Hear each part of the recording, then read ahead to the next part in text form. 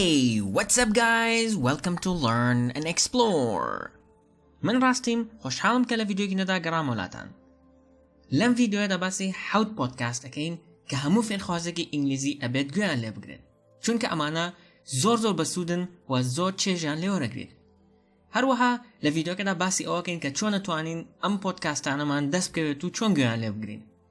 هەمومان کاتێکی زۆرمان هەیە کە ئەتوانین لێوە فێری شتێک بین بۆ بەتایبەتیش فێری زمان بین. بۆ نمونە لەوانەیە تۆ بەڕێگایە بڕۆیت یان لەوانەیە لەناو پاسا بیت یان لەوانەیە لە ماڵەوە خواردن دروست بێت یان شتێکی لەمانە لەم کاتانە ئەتوانی سوودیان لێوەربگریت و بتوانیت لە ڕێگەیەوە فێری ئینگلیزی ببیت. تەنها هێدفۆنێک ئەکەیتە گوێت و تاو. تۆ ئەتوانیت فێری ئینگلیزی ببیت و لە هەمان کادا ئیشەکەی خۆشت تاوا بکەیت. بۆ نمونە خواردنەکەش دروست بێت یان لە شوێنێکەوە بۆ شوێنێکی تر ئەڕۆیت لەناو پاسەکەیە هیچ ناکەیت. سەماعەکەت لەگوێ بکە و فێری ئینگلیزی ببە. لەم ڤیدیۆیەدا ئەوە پۆدکاستان پێ ئەڵێم کە قەت بێ ئیش نابن. ئەتوانیت ئەم پۆدکاستانت هەمووی دەست بکەوێت لە ڕێگەی بەرنامەی پۆدکاستەوە کە بۆ سیستمی iOS بەردەستە واتە بۆ آیفۆن و آیپاد و آیپۆد و ئەمانە هەمووی بۆ هەمویان بەکارهێنرێت و هەروەها ئەگەر ئەندروید بەکارهێنیت ئەوە هاوڕێیان ئەتوانن لە کۆمنت چ بەرنامەیەکی باشە زانن بە یەکتری بڵێن بۆ ئەوەی هەمومان سوود لە یەکتری ببینین. ئێستاش با دەست پێ بکەین.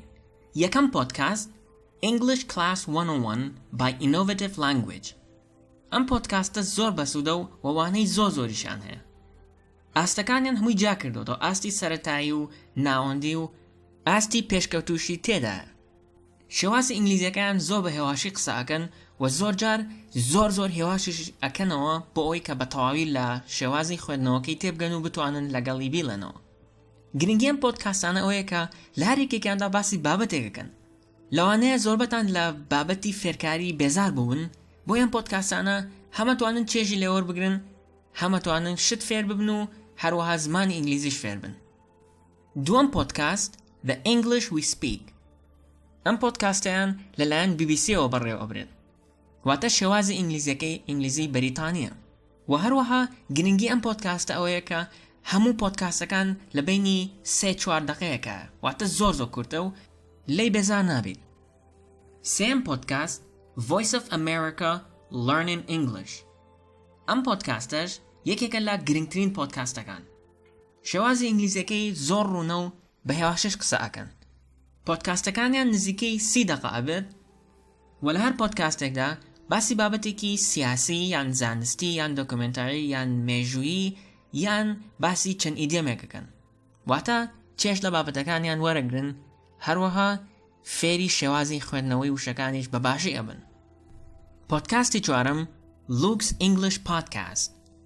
ئەم پۆدکاستە لەلایەن مامۆستایەکی ئینگلیزیەوە بەڕێوەبرێت کە لە هەمان کاتدا کۆمیدیشە واتە بابەتەکانی کۆمیدیشە و لە ڕێگەشەوە فێری ئینگلیزیە بیت. لوک مامۆستایەکی بەریتانیە بۆیە ئینگلیزیەکەشی ئینگلیزی بەریتانیە. پۆدکاستی چوارەممان کە ئەمەیان یەکێکە لەوانی کە من زۆرترین جار گوێم لێگرتووە کە ئەویش ESL Pod. ئەمە یەکێکە لە ئەوانەی کە من زۆرترین جار گوێم لێگرتووە. نزیکەی لەوانەیە 1000 پۆدکاستیە بێت تا ئێستا و لەلایەن دکتۆرێکەوە بەڕێوەبرێت کە ناوی دکتۆر جێفە. بابەتەکانی ئەمیش زۆر جیاوازن واتە لە پۆدکاستەکانی هەنێک جار باسی بابەتی کلتوری ئەکات یان بابەتی مێژوویی ئەکات یان ئەو بابەتە هەمە جۆرانە باسەکات و هەروەها ئینگلیزیەکەشی زۆر بە شێوازێکی هێواش و ڕوون قسە ئەکات. پۆدکاستی شەشەم تایبەتە بە باشکردنی خوێندنەوە و قسەکردن کە ئەویش پۆدکاستەکە ناوی American English Pronunciation Podcast. ئەمە لە هەر پۆدکاستێکدا باسی ئەوەکات کە چۆن بتوانیت پیتێک یان دەنگێک وەک خۆی بخوێنیتەوە و چۆن پراکتیسی بکەیت بۆ ئەوەی کە وەکو ئەمریکی خۆی بخوێنیتەوە. پۆدکاستی کۆتایی لە هەمویان گرنگترە. ئەگەر گوێ لە هیچ یەکێک لەوانی پێشتر ناگرێت تەنها گوێ لە ئەمەیان بگرە.